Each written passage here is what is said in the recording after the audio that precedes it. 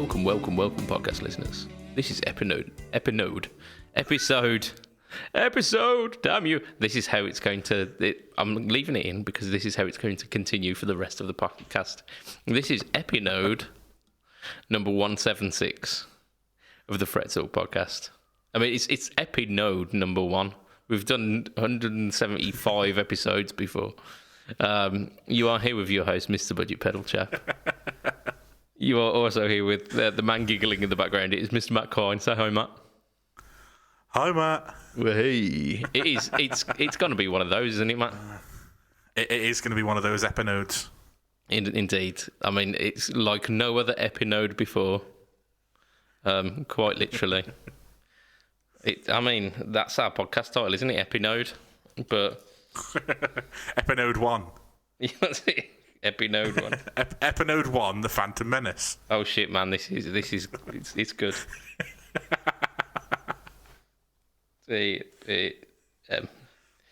Fantastic. Yeah, I mean that saves me a job now. I don't have to have a pen near me, just in case it happens. You sit back and relax now. I see it. Right, so it's episode number 176, Epinode 1, The Phantom Menace, and. Yeah, I mean, I do hope for your sakes, listeners, that it isn't as shit as The Phantom Menace. Which one of us is Jar Jar Binks? That's the question. I think at this point we're probably both Jar Jar Binks. Yeah, we probably. Yeah. Although, to be fair, Jar Jar Binks is a Jedi if you've seen all of the fanfic theories. Really? Oh my god, that really it belittles the Jedi Order, doesn't it? A little bit, like considering his presence within those movies. I mean, yeah, you'd have to go fall down the YouTube rabbit hole that I fell down, and eventually you'll find out why Jar Jar Binks is a Jedi. Okay, I mean, I'm probably not far off. Currently, I mean, like every so often, one of the videos that I watch on YouTube, for whatever reason, becomes attached to one of my playlists on my actual YouTube channel.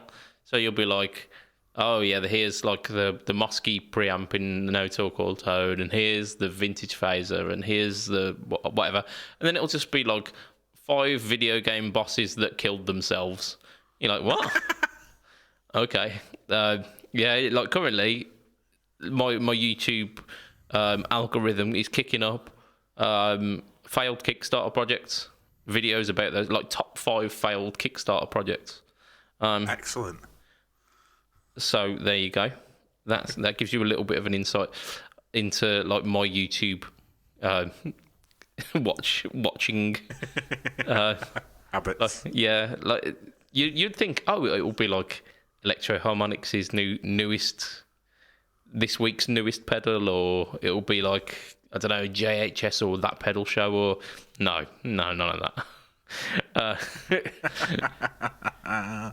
It's a bit like how they say, like, I never buy a mechanic's car because they've had so much of it at work that they won't want to do it when they get home.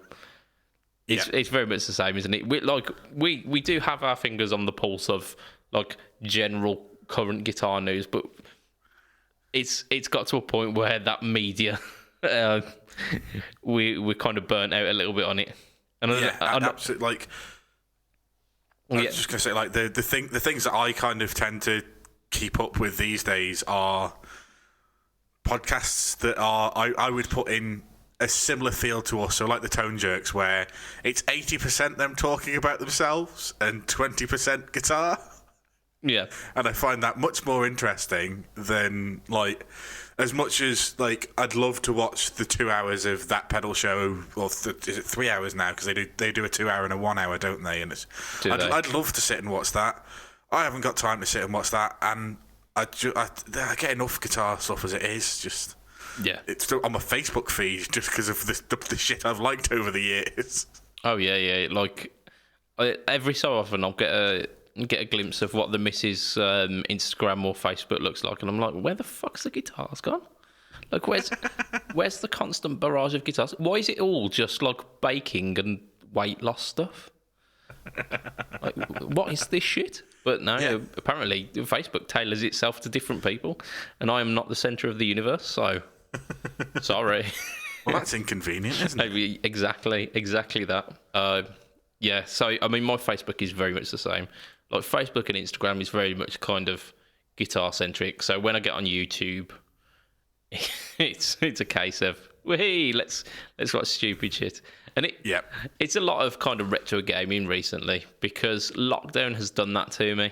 Lockdown has made me go back to like games where you could see the pixels, because they're really fucking hard. Like they were designed so. I mean, a lot of the like early games were designed so that they would steal your money, your quarters. Yeah. So even things like Mario on the SNES. Can you imagine saying to an 8-year-old now, "Here's a game. There's no save point at all. Once you run out of lives, you start again from the very start." Do you know what they'd say? They'd say, "Fuck off! I'm playing something else." That's what they'd say. Yeah, they do it for a little while and go, "No, this is far too difficult. Where's the save state? Where's the checkpoint?" Like, they get to the amount of times I've played that first level of the first fucking Mario game. Oh yeah, but you get really fucking good at it, didn't you? Oh yeah. And that was the point. The fact that the games weren't like 10-hour epics. They were something that you could complete feasibly within about 40 minutes if you were really good. Yeah, or if you'd memorised the pattern of everything. Yeah, well, that's essentially what it comes down to, isn't it? It's you get the patterns down of the enemy because they all spawn at the same point, and it's all very predictable once you've gone through the process a bunch of times. And you watch some like these speed runners where they're like jumping off the edge of a pipe when one of the plants are coming up, and you're like, shit, man, that's pixel perfect jumping, and they're just like doing it like it's no thing. So yeah, I mean, it is just a case of like memorizing the patterns, isn't it? It is, yeah. But this has absolutely nothing. Well, kind of. It has something to do with guitar because we all like when we all first started playing guitar, we all just used to memorize the patterns. Yep. And then some of us are still using those patterns 10, 15 years later. That's it. Ain't broke, don't fix it. Good old pentatonic. Yeah. Get you out of a tight spot, pentatonic will. That's it. I'm just imagining that meme where like the salesman's slapping the top of something and saying, "Yeah, check this." So he's like, "Check this pentatonic scale. It's got so many licks in it." Yep. Yes, it does. And I've been using them for all my life, and I will continue to use them. And sometimes I'll augment them, but a lot of the time I won't bother.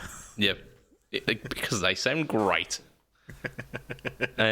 So, I mean, it is weird how there is a parallel between kind of video games, like video gaming patterns, and then you doing the very same but on an instrument and it creating music and and like your parents would say, "Oh, you're wasting your time on those video games." Like, no, I'm building up my cognitive abilities. Yeah, I'm learning to memorize patterns that I will use later in life. Just you don't know it yet. That's it. Yeah. Now I can play guitar and not earn any money from. Oh, okay, they were right. Shit. I earn a little bit of money. That's it. Yeah, not enough to like make a living, but like enough to fund most of my habit of buying pedals. It's a break-even kind of hobby, isn't it? It is. It's very much, if you're lucky, it's a break-even hobby. That's it. That's how you know you've made it. It's not actually costing you much. You're not hemorrhaging money, at least. Yeah. Yep. That's guitar. So I guess we should kind of formally start the podcast now that we're like 10 minutes in, pretty much. Yeah. Sounds like a plan. It does, doesn't it? So. Hey Matt, what you been up to? Yeah, so much the same as the last time I was on, it's been a case of like learning stuff for both bands, because I had a practice for one band tonight and a practice for another band tomorrow. So I've been like learning songs and just getting ready. First Christmas do is this weekend, and I've got one the next weekend. And the night before that one, I've got a pub gig. So I reckon over the next 4 weekends, I reckon I'll play 100 different songs live, just because we're doing pub gigs, we're doing Christmas parties, and I'm also doing my own works Christmas party. Yeah. Which I'm sure I basically won't get to shoot. Like, there's some of the guys at work know what I know, like, have been to see the band before, so they know what we can play in the pubs. Yeah. So I imagine they're just going to shout fucking Freebird at me all night, so we'll end up doing that, and of course it will. It's just going to be. Yeah, it's gonna be like interesting, that one, but 2 pub gigs, 3 Christmas parties in the next sort of like 3.5-4 weeks. So yeah, it's gonna be all over the place. And I actually spent tonight, and we didn't realise this was gonna happen, but turning an Elvis song into half Elvis, half Sex Pistols. Nice. So we were dicking around, or Lorcan was dicking around, and he was doing Blue Christmas. Yeah. And like he just kind of like then tried to speed it up, and I was like, oh, that sounds like something John Lydon could sing. And he started putting on an accent, and all of a sudden we've got the first half we're doing really slow, and then he's just gonna go into fucking Sex Pistols mode, and we're gonna turn it into a punk song. Oh, a bit like My Way. Because it weren't their cover, was it? It was just Sid Vicious.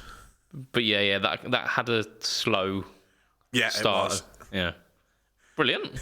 So you've eventually came to the Christmas song. Well, yeah, you've done Sex Elvis, haven't you? Which is yeah. I mean, yeah. I'm sure he did a lot of it in his younger days. Hey, he probably did a fair bit in his older days, to be fair. Like, yeah, probably did. He was very well known, so I mean, he probably had to do a little bit less convincing when he was younger, because he was quite the heartthrob when he our Elvis. He was, yeah. But yeah, so we've been doing that, and then like just going over other stuff that we've learned, just to make sure that we're kind of absolutely there. And I'm falling in love with the Raise the Dead, not the Raise the Dead, the Brexit Means Brexit, the BMB Overdrive. Just I'm finding the right place to just kind of kick it in, just to add a bit of extra oomph and a bit of sustain, just to kind of like we're doing what I Want to Break Free, and just that ringing chord just sounds perfect with the BMP, just like just full on Chewbacca. Indeed, yeah. I mean, that's the tone that everyone's searching for, isn't it? They go, I really want my guitar to sound like Chewbacca. No, forget Stevie Ray Vaughan and his like Dumballs and his like TS10. No, Chewbacca. That's where I'm getting my tonal inspiration from. Yeah, and then I haven't dug out I had dug out the battery for my Variax, because we're going to use that tonight. Because obviously I said we're doing Power of Love last week, and I need a Strat sound. Yeah. Of course, what I didn't do was take the guitar with me. I just took the battery. Oh, what a dickhead. Yeah, the battery doesn't. It's not a magical battery. You can't just plug it into anything. So I just did it on the Cabernet, which I got back from. That's the frettress. Yeah. So I got it back. So. I was just talking about it, and the bassist has a collection of guitars, so he's going to bring a Strat because he knows I'll forget the Variax. So he's bringing a Strat with him on Saturday, so I'm going to get to play. I think he said it was a Daphne Blue. Is it Daphne? Is that Fender or is that Gibson? No, Daphne Blue is a thing, yeah, and it's a Fender. Is it the light? Is it the lighter Fender colour? Yeah. So is it Daphne Blue and Surf Green are very close. Yeah, then it's Daphne Blue. That's the one he was on about. Because I was like Surf Green, and he's like, no, the light one that's not Lake Placid Blue. And I was like, I think it's Daphne Blue. But yeah, he's got a Strat anyway, and he's just like, yeah, I'll bring that along just so you can get that. Because there's a couple of songs where I kind of need it, but like I've been getting away with just like rolling off the volume a little bit and using bridge humbuckers, and like it doesn't get there. But, like, No, it doesn't. No. That's why he says he's close as I can do with a Les Paul. Yeah, that's why he says he's bringing the Strat, isn't it? That. Yeah. No, Matt. No, just not the Booker tone again, please. Yeah, this is not what we want. Yeah, like don't get me wrong, the Booker tone's great, just not in certain situations where you need like either a Strat bridge or a Strat like between bridge and middle. Yeah. It's like if someone asked you for a knife and you gave them a shovel. Like, Yeah, so I could probably cut somebody with this, but it's a fine tool. However, not in this circumstance, please. Yeah. Oh, I'm sure our listeners are on tenterhooks about which key you're doing All I Want for Christmas in. Did you settle? Is it in standard? Is it in the G? We are doing it in it. No, we're doing it in E. Yeah. So interesting. Very different to play on a guitar, but yeah, we're doing it in E. Yeah. I'm imagining so, because like we mentioned last time, you've got when you do it in G, you've got all of the kind of the movement to the, because you've got like it's G, then it's like a C, and then E flat. Yeah, which. Oh, wait, you like C over E flat. Sorry, C minor over E flat, isn't it? It's E flat over C minor 7. Yeah. Which becomes E flat. Which becomes C over A minor 7, which is just a C chord. Oh, yeah. Okay, yeah. Yeah, of course it does. Yeah. You can add the 7th in, but it's then the C9 rather than a. I think we spoke about Christmas chords a lot last time. I don't think we're. I think we've had enough of that. Yeah, we had this because I was like, oh, can somebody just point me in the direction of what this chord would like? Because I couldn't be asked fucking like transposing or anything. I was just like, somebody tell me what chord I need to play here. And we were sort of talking about it, and at one point I now need to play a B7 flat 9. Okay, that's cool.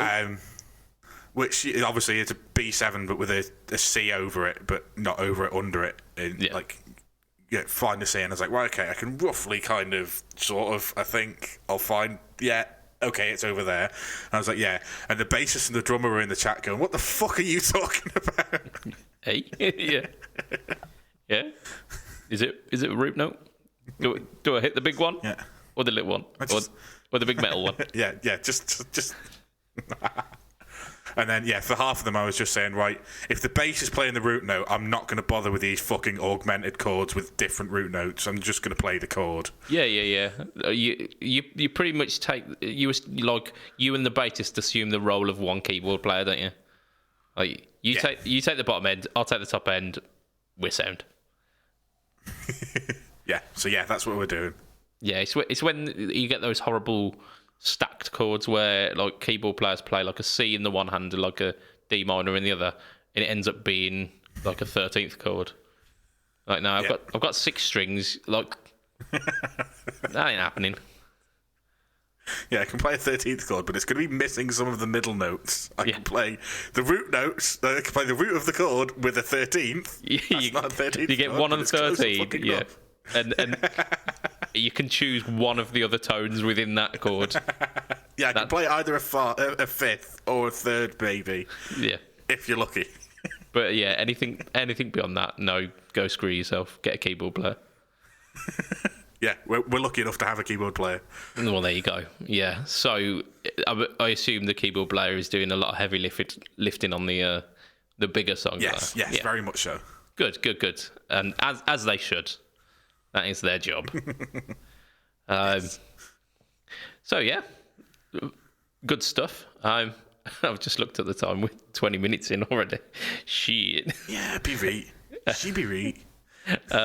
So I guess I haven't really done a great deal technically, but I've got shitloads coming up.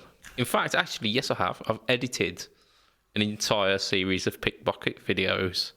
And you'll see them up on, because I think I've set them to Premiere, so you'll see them like this Wednesday, which will be tomorrow for us, but then it'll be like last Wednesday for you listeners. And then there'll be like a Wednesday after that, and then a Wednesday after that. I think the one comes out Christmas Eve, which is pretty cool. Okay. So the 3 picks that I did, because I did them in a little run, and the one that you will be out by the time you listeners are here is the Ibanez PG 1000 or 1000 PG. I can't remember which way it goes. Which is essentially like a Paul Gilbert signature, slightly bigger jazz pick-ish, like a celluloid jazz pick. I am a pretty big Paul Gilbert fan.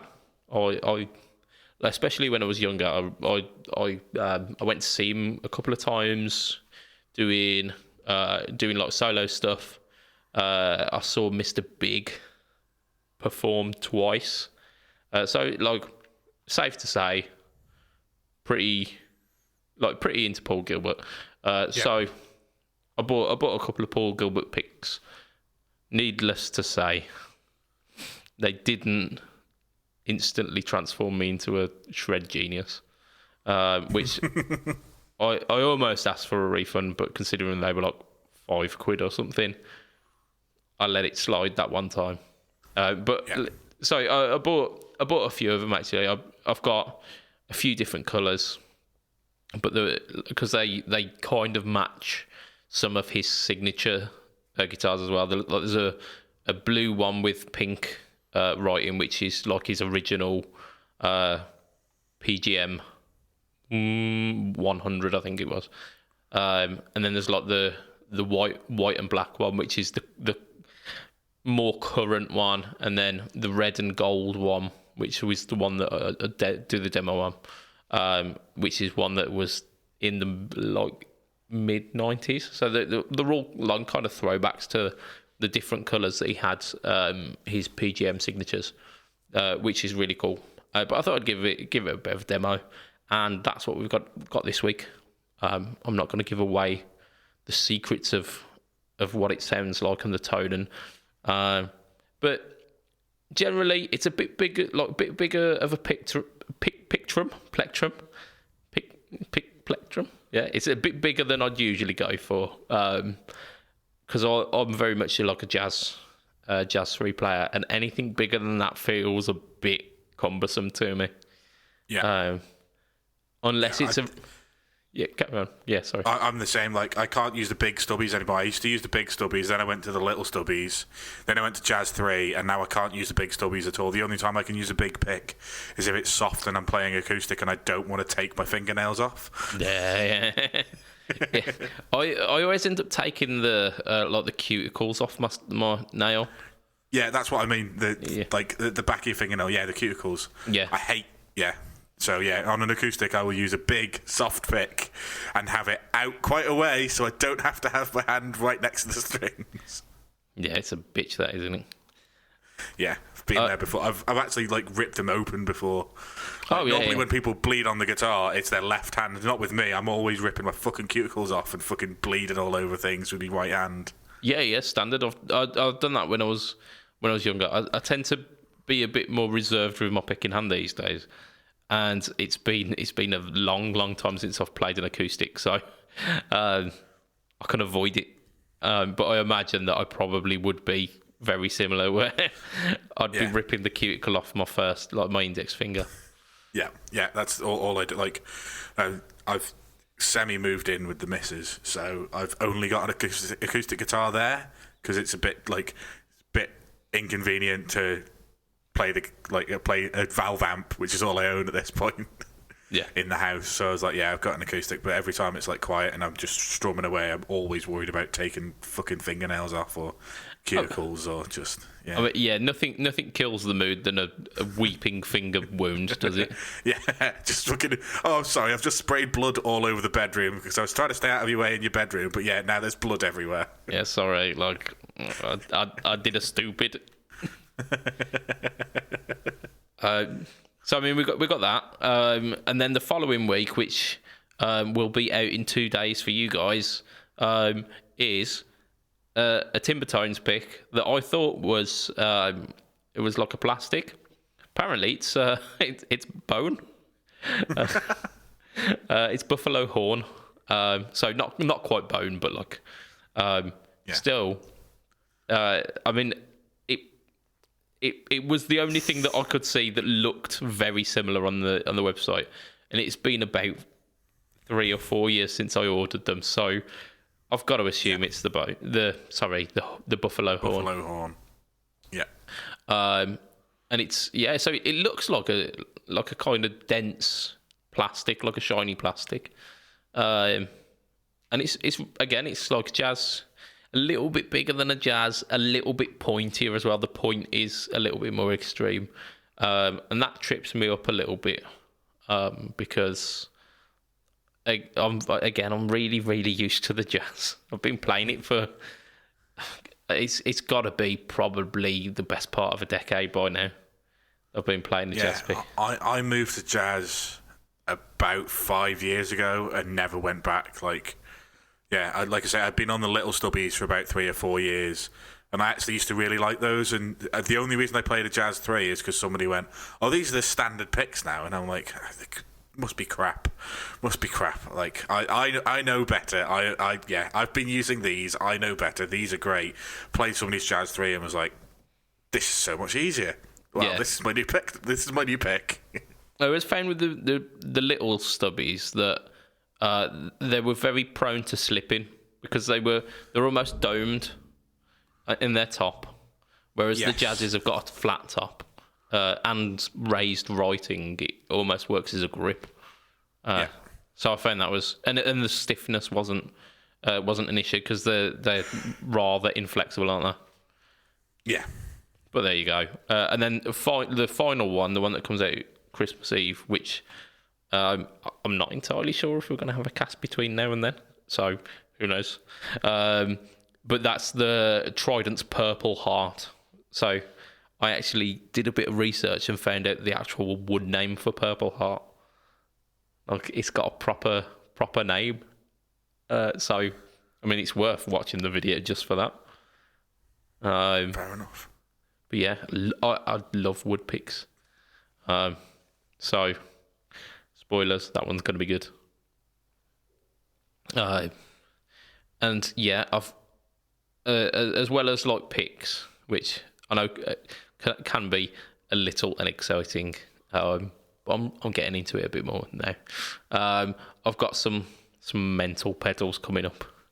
I don't know which one I'm going to do for No Talk or Tone this week because I've not recorded it yet. Because we're recording quite early in the week. To be honest, if we weren't recording today, I probably would have recorded the No Talk All Tone today. So that'll happen tomorrow, probably. I got sent through a couple more Jed's Peds, which is always lovely. So one of them is like a vintage phaser, which is like 3 knobs, generally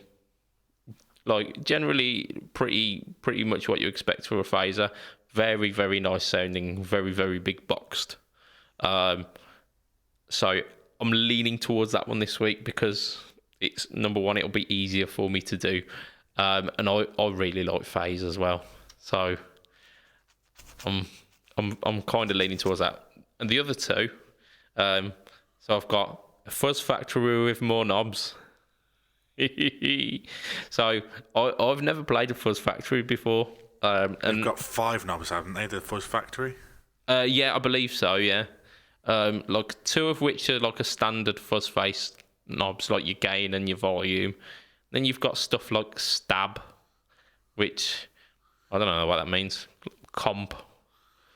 I'm guessing it's compression, but stab, is that like more stabby and less stabby? So I think it stands for like stability. Oh. and you like it's keeping the so stopping it from going glitchy and yeah stuff like that, yeah. Okay. But they like from what people have described fuzz factories to me as is that they are very temperamental, and like you'll find a setting on them one day, and then you'll try and dial in the exact same thing the next day, and nope. So they're very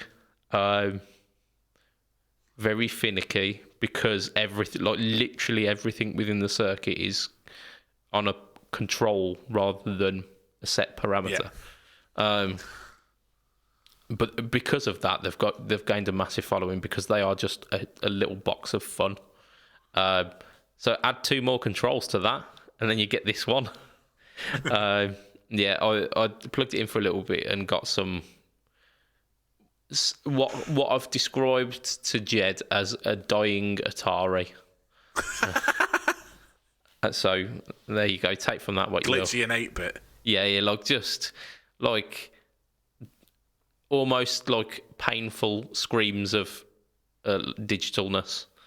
Just bloop bloop bloop bloop bloop bloop bloop bloop. Yeah, there's a lot of that. But then I've set it to some pretty meaty tones as well. I kind of know how it works, possibly. I say that now. When I go to do a no talk all tone on it, I won't be able to. You'll move one knob and it'll do something completely out of the ordinary. You'll be like, oh, maybe not that one. Was it this one? I imagine I'll come across the guitar pedal version of like the blue screen on a computer. So that's going to be fun. It's going to be really fun. It's kind of edge of your seat, kind of no talk all turn that one is. And then the final pedal, which I think I'm probably going to release between Christmas and New Year, is a pedal called the Brain Bleach. And I don't want to give away too much of that one, because I'm not entirely sure that it's out just yet. But if you think that the fuzz face is crazy... Yep. So we'll leave it there. But that's one to really, really watch out for. I'm very excited for that one. So that's pretty much the week. As I did mention, we don't know necessarily if there's going to be like a super Christmas podcast this year. I don't know how it's going to work, but we're going to have to figure that out between now and Christmas, pretty much. Yeah, basically. We've got like 11 days to make that decision. Mm-hmm. Something will happen. Whatever it is, something will happen. Yeah. I don't know how it's going to happen. I am probably the guy who needs to figure out how that's going to happen. But something will. So, fingers crossed. So let's do our little kind of bonus segment this week. So before we go into the news, we're gonna do a little thing that I have donned Desert Island Rigs. I mean, I was gonna call it Desert Island Dicks, because that is way more on brand for us. But Desert Island Rigs. Okay. So we are stranded on a desert island. We have been given the opportunity to pre-plan for this strandedness. We are allowed 3 guitar pedals, 2 guitars, and 1 amp. However, the stipulation of this pre-planning is that it happens to be none of the gear that we have in our possession at the moment. So I wouldn't be able to go pick up a Variax and a HX Stomp. That would really... I mean, that would be cheating. Yeah. It would be a very versatile rig, but it would be cheating. And to be fair, an HX Stomp is not an amp. It's many. Or it's a pedal, maybe? No. So, yeah, we're kind of talking like individual stomp boxes potentially, rather than multi-effects units. And we've got a spending limit as well. We've got a quite generous spending limit. Our Uncle Moneybags has come back and he's given us a little tip here. He's given us $5,000 each to play with. So yeah, okay. Can I ask you to go first? Because although you did give me some time to prep, I was driving at the time, and I've since sat down to start the podcast. Never. So if you go first, and I'll just make sure that what I'm about to say doesn't blow the budget. Okay. I mean, I didn't plan it, but I can go off the dome, I reckon. So I'm thinking I'm going to go look at the guitars first. And I'm going to go with my first choice is the Charvel Pro Mod HSS in like that burnt orange finish. So that's a pretty versatile instrument. It's also got the best bits of the Strat, which is like the middle pickup and the neck pickup. Yes, you hear me right. So I'm pretty sure I'd be happy with that. And it's pretty modern feeling, so it should be quite nice. And it's got stainless steel frets, so I don't have to worry about getting it refretted on my desert island. So I'm pretty cool with that. I'm thinking for the second guitar, I'm going to go with a Gibson Gary Clark Jr. I was going to go something Booker's, but sod it. I've got a Booker in the Charvel. That'll do me. I want some P90s, and I want all of the P90s. So I'm going with a Gary Clark Jr. and I'm going with a red finish, not the kind of butterscotchy translucent finish. So those are my two guitars.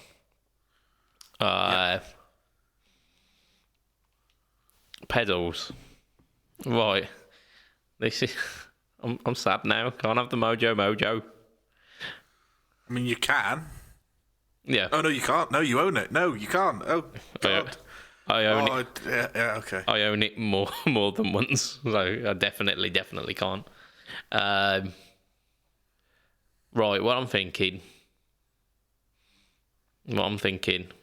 is I'm going to go for a Wazacraft Blues driver, because blues drivers are fantastic. I've got a Screaming Blues, but I don't have a blues driver. I'm going to go for that. I'm going to go... I'm going to go for the Chevtone Preacher, because I don't own one of them. I mean, I've got the prototype sitting down here, but I don't own it. So it's not technically against the rules. But I definitely need a modulation pedal. And I kind of want a Unify, but I'm gonna sack that off, and I'm gonna go for the Vent.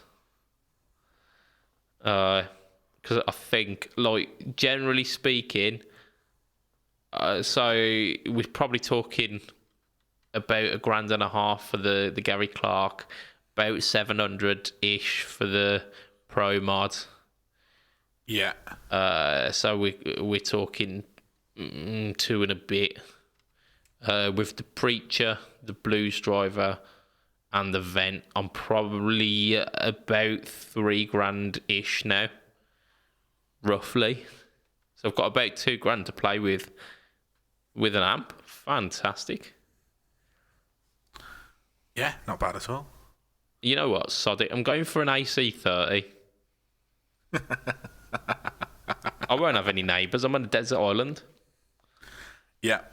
Hand wired with blue Alnico blues in. There we go. Yeah, you can definitely get that for that price. I've just got to work out my guitars. What am I going to have? Because I can't go... Yeah, okay. You can't have the Cabernator. Like, you can't have a Mexican standard Cabernator. Because they don't exist. God damn yes. Yeah. Oh, God, right. Okay, well, I've got about $3,000 to play with. Okay, well, I'll go through the rest of what... So I'm going to start the other direction. I'm going to start with the amplifier. Okay, yeah. I mean, it makes sense. I am going to go for a Friedman Mini Shirley combo. because I absolutely fell in love with those amps. They've got a 3-way toggle switch, so they've got like clean. They've got 3 channels, but it's on a toggle switch, so it's clean, crunch, and lead, but on a toggle. So there are tones in there. If I'm on a desert island, I'm not going to be playing in a band. I can flick between those toggles. I can deal with that. Good. I reckon you just got to stay on the crunch, and then the pedals will do the rest. Yeah, so the first thing I've gone for is a Ryra clone. So it's a clone. I know the Ryra, yeah. Yeah, it's one that I played a lot with Steve when I was down at Steve's. And I just think it's possibly the best clone that I've played. It does something a little bit that makes me sort of maybe understand where the money is in the clones, because before that, like, I didn't really get it. Whereas now I think I do, so I've gone for that. Okay, so the next pedal I'm going for, and it's slightly cheating, but it isn't because I don't own it. I'm going for a Germanium Raise the Dead. Okay. Because I don't own a Germanium Raise the Dead.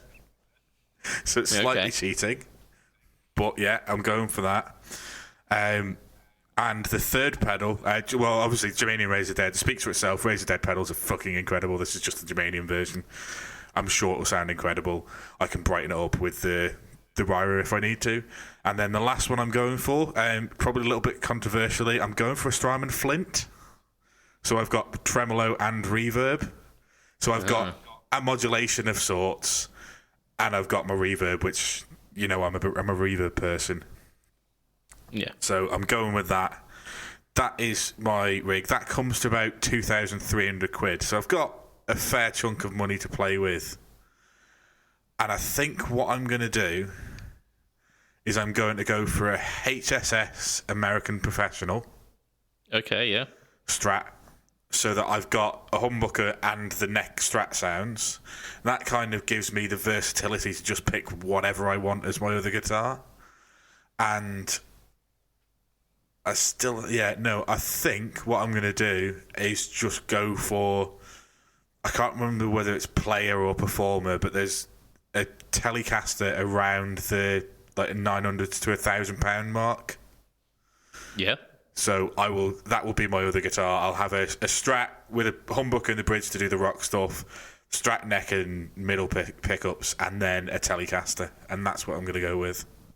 I missed a trick with not having a Telecaster, but I figured, like, I've got single coils with the Strat, and yeah, I want 3 guitars, and if I have 3, then I want 4. So, I mean, and then if I have 4, I want 7. Yeah, it explains the rack that's sitting there. I mean, that's pretty much my thought process through life. N equals N plus 1. Yeah, can't get rid of this one. It sounds too good, but I do need this new guitar. Well, gonna have to find more space. Whee! Buy a bigger house. Jesus Christ, it's getting expensive now. That's it. Yeah, it becomes a problem, doesn't it? I did have some guitars hiding under our, because we've got one of those like Ottoman style bed things where it like flips up, and I had some guitars hidden under there for a while. That was good. I guess we should probably do some news. We should probably. Yeah. Right, so there was a big chunky bit of news that I did say that we'll save for this week, last week. That makes sense. Yep. So we will tackle this one. So satellite amplifiers are a company that make they make a certain guitar. They make a guitar which is basically a very accurate reproduction of the Epiphone Coronet. I mean, they've been quite open about it. It's very, very clearly that guitar. There's no like headstock changes or like dimension changes or like offsetting. They even called it the Coronet, didn't they? I believe so. So I'm pretty sure they did, because they then tried to file for trademark for Coronet, didn't they? yeah. So I mean, they quoted federal trademark as the reason why they could recreate this, because it had been a damn while since like the first production of the Epiphone Coronet had ended. I think it was in the 70s at some point, but I don't know the exact date. So they were like saying, like, trademarks pretty much done there. We should be good to do it. And they've been doing these accurate repros since February 2018. So a few years. However,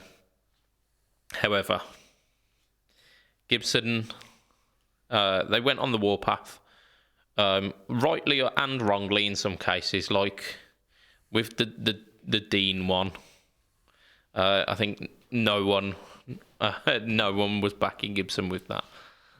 Yeah. However, like, these are like, Epiphone is a company owned by Gibson and have like been owned by Gibson for quite a while. They own the rights to this guitar. Yeah. Like, by whatever you say, they own the rights to this guitar. And they were not happy about this decision by Satellite Amps. And they didn't come to an agreement. Because they were talking about doing like partnership programs with certain companies, where those companies would be allowed to use the trademark for a fee. And they've obviously not come to this decision. And on social media, I think it might have been Twitter, within the last couple of weeks, there was a statement from Satellite Amps saying that they had surrendered to the will of Gibson, pretty much, because Gibson are a bigger company and have much more money to pump into lawyers than they ever will have. So they are having to surrender this trademark. Epiphone very recently released the Coronet, Wiltshire, and the Crestwood, which are all the same body shape.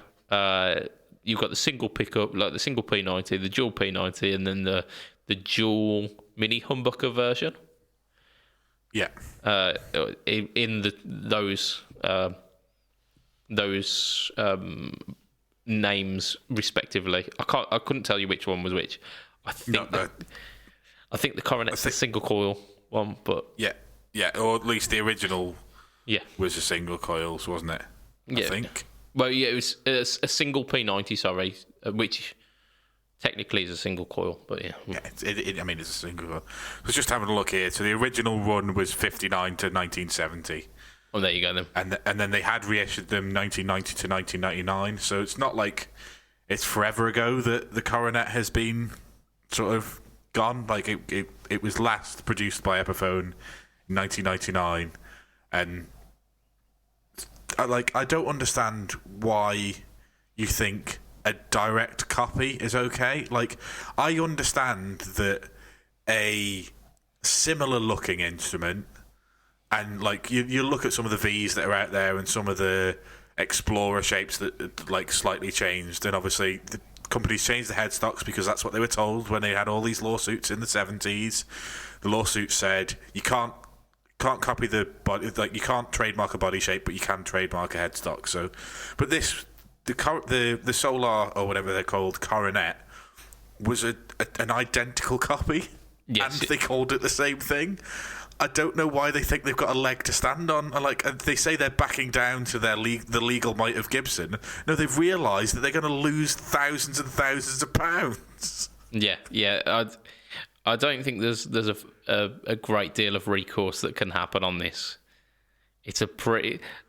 I'm no legal expert, but I'm pretty sure this is an open and shut case that this is the exact specs. Like, this satellite guitar is the exact specs of this guitar, which is a trademark of the Gibson Corporation. Yep. Yeah, it's open and shut. Yeah, exactly that. It's open and shut. Like they were silly to think that they could get away with it, and then to try and file for a trademark just in case Gibson hadn't seen it before. They fucking have now. Yeah. So I think Gibson having re-released the Epiphone Coronet and the Crestwood and the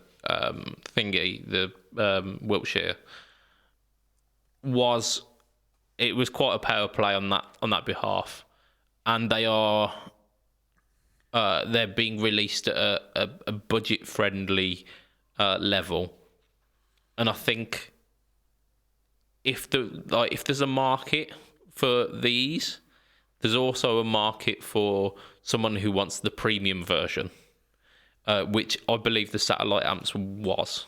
It was a much more refined, whereas the ones at Epiphone will be churning out, will be like, whether they're fine instruments or not, they will be like Chinese made or Far Eastern made. They will be using budget conscious choices for certain things, so it's not going to be particularly well branded hardware or tuners or electronics, whereas I believe the satellite stuff was more geared towards a premium price point. And they were asking that as well. I believe they were over $1,000 for them. Yeah, but like these guitars were entry-level Epiphones when Gibson had already bought Epiphone at this point, and then they were entry-level Epiphones. So like they were probably $50 or $60 in the 50s and $120, $130 in the 70s. Like they weren't ever premium instruments. So yeah, all right, they've poshed them up and stuff, but these are the kind of guitars that people like us will buy and mod. Yeah. It to me is like, it almost mirrors the specials and the juniors of the Gibson lineup, and which is why we get a little bit up in arms when they're saying, "Oh, here's a junior for like $1,500." You know, It kind of beats the objective of the original junior. They were the student model. They were supposed to be the affordable one. I mean, and if you look at them, like, there's very little like fancy bits. There's no binding. The finish is very, very, very basic. It's not like ridiculous flames and book matched AA maple. Tops. And they're flat tops. They're not arch tops. Like there's not much of the premium aspect of Gibson guitars in them. Yeah, and that's very much where I see these. In fact, these are ever so slightly more tarted up in terms of their look, but they're still, like you say, they're very much a simple instrument. They're very much, because they're quite short as well, aren't they? So they should make pretty decent student guitars. Yeah. But yeah, a little bit of legal hot water, a little bit of just an advancement in that case, because I know it had been mentioned. I'm not entirely sure whether we did mention it on the cast or whether it was a news segment that we had planned and didn't deliver. It was probably about 4 or so months ago, maybe a bit more actually, that this news story cropped up for the first time, and now it's kind of concluded. Yeah. Like you say, you look at the way Gibson handled the Dean thing, and then there was other one, like there's been other ones like last year and this year where like they're going after companies that are following the rules that have been set out for them. Yeah. But Satellite didn't. Yeah. They didn't follow the rules that had been set out. They just went, "Oh, that's not on the market at the moment. Let's claim that it's ours now. Yeah. Mine. I want it. I want it. Here it is. I made it. Well, you're in the wrong." It almost, to me, feels like they've gone, right, Gibson are getting bad press, so maybe they'll back down. Well, yeah, I wouldn't like to comment on the company themselves. Maybe they did feel that they had or the legal precedent for that certain body shape was a grey area, and that it wasn't being catered for, and that they wanted to bring that particular shape back. And yeah, that's all good and well, and a noble cause to a degree, that you want to resurrect an old kind of cult icon. But now the original makers are going, no, we've got that now. I think, yeah, the safe thing is to step aside with it. Well, I'd like to see what Satellite do next with it. Whether they tweak the design and come back, whether they just give up on it. I don't know. I mean, I assume they've done quite a bit of R&D to kind of get all that stuff. So you'd imagine they'd try and either change the headstock shape or change the body shape. Or yeah, let's see what happens. Right, so we've got that's last week's. Here we go. So we've got a few more stories from the news, and we're at pretty much at the hour, but I'd like to do a little bit over just because we had a little bit of a technical issue in the centre, just to make sure. Do we want to go? I'll tell you what, we'll go with Electro Harmonics, because I like Electro Harmonics this year. Well, that's it. Yeah, this year. That's it. And it's been a while since we've reported on any of their pedals, and I'm down with Electro Harmonics. Like, they're a plucky company, aren't they? They and the thing that really kind of warms me to them is they're not trying to push prices up and up and up. They're not trying to kind of squeeze the market for every dollar. You see like new EHX pedals and they're coming in at under £100. You're like, shit, son, that is that's righteous, that is. So EHX, you're getting our voices this week. So they've released a demo of something called the Eddy, which is a chorus vibrato. It's quite an involved chorus vibrato. So it's got a volume control. It's got your rate and depth, which you'd expect. It's got an envelope, or ENV. I assume it's the envelope. It's got a tone control, which is a welcome addition, because when you start messing with the phase of a signal, things can get a bit thinner. So I like the fact that it's got a tone control on it. It's also got a shape control. So you can have like a standard sine wave, a nice kind of rounded off sine wave, or you can get it kind of more jagged and sawtoothy. And you can kind of blend between those different shapes. It's also got a switch for the chorus and vibrato mode. It's all analog, so it's Bucket Brigade controlled. So it's using a Bucket Brigade chip, and it's got in and out, and it's got an expression in as well.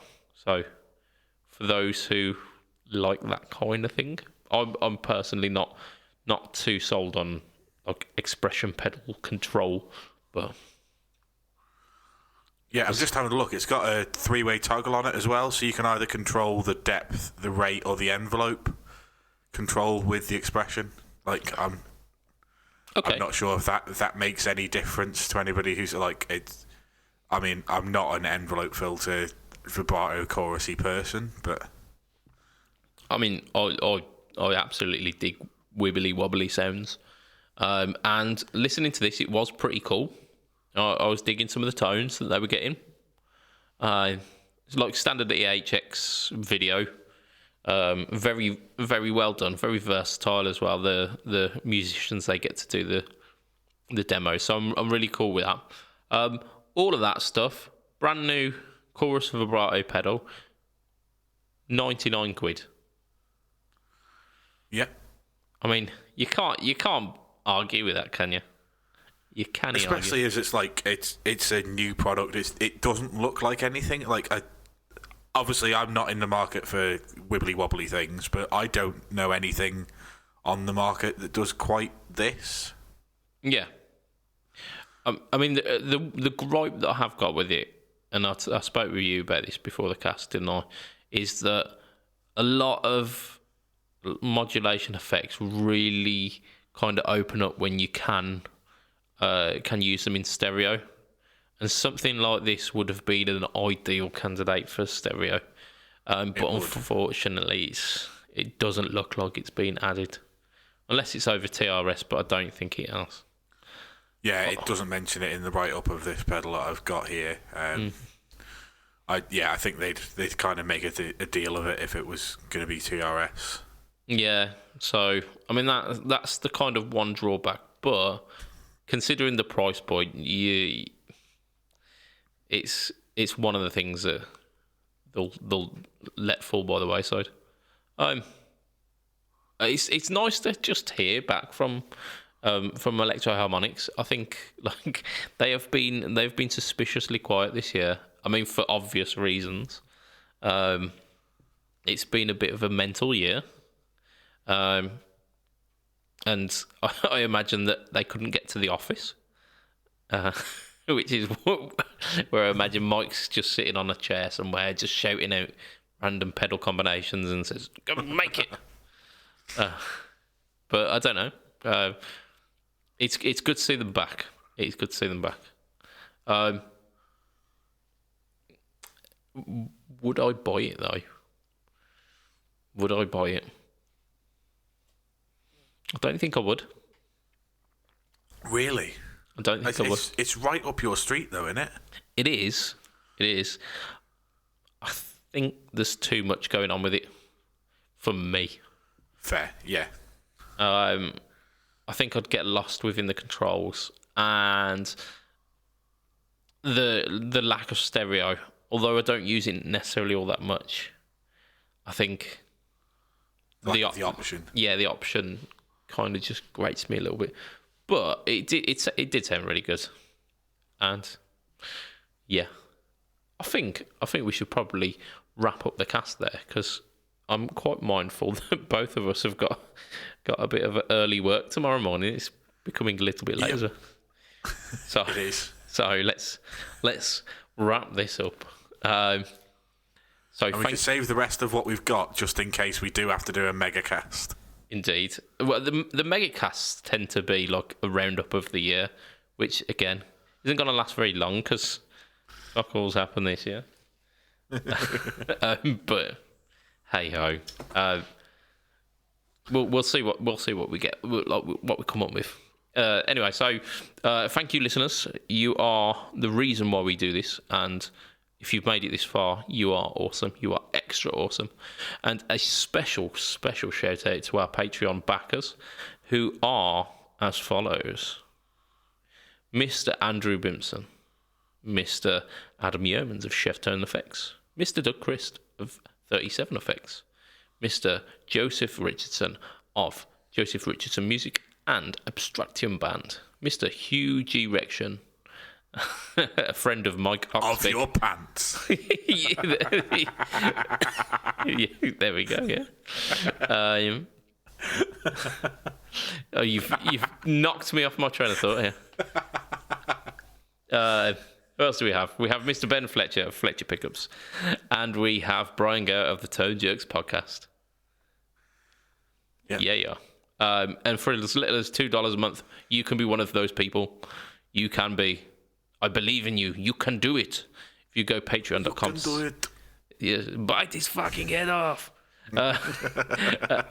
If you go patreon.com/FretTalk, you can find out how you can be one of those people. If you want to catch me online, it is BudgetPedalChap at Facebook, Instagram, and YouTube. And YouTube is the home of the No Talk All Tone and the Pickpocket series. And I also do some stuff on Pedalboards of Doom too. Look out very soon. There may be something going on with the Stomp v Stomp series. If I can pull my finger out, I've got a lot of videos to record, so I don't know. I'm not promising anything, but just keep your eyes peeled. Matt, you are on things. You are Twitch, Twitter, and the Twinstagrams at heel_MattQ. Correct. And the Bad Buckers podcast is back. It is. We didn't end up coming back as the main podcast yet. However, today, as we record, we released the first of so we're back to reviewing shows. So Raw was yesterday, so we reviewed it today as a podcast. I wasn't there for this one, but I'll be there for bits and bobs. But yeah, we're going to start coming back. So the podcast feed will start having things in it, and it will already have things in it by the time this podcast releases. It'll have a week's worth of shit in it. There you go. Shit as in stuff, not shit. That's for the listener to decide. Yeah. It's down to you. So yeah, that's pretty much us for this week, isn't it? We've got a shit joke to do in about a minute's time, but before that happens, from myself, Mr. BudgetPedalChap, from Mr. Matt Quine, say bye, Matt. Bye, Matt. It will be a tatty bye and good night for this week. Ta-ra a bit. Bye. Bye.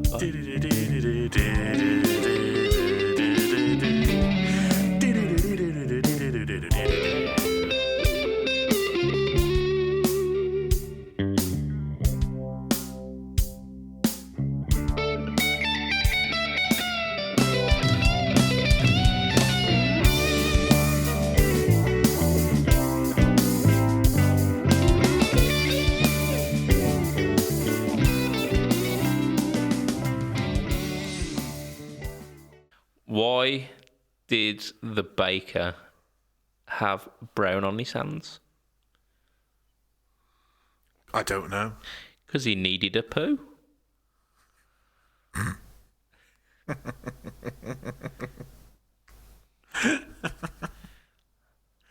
Oh dear. He needed a poo. Yeah. There you go. Merry Christmas, listener. Merry Christmas.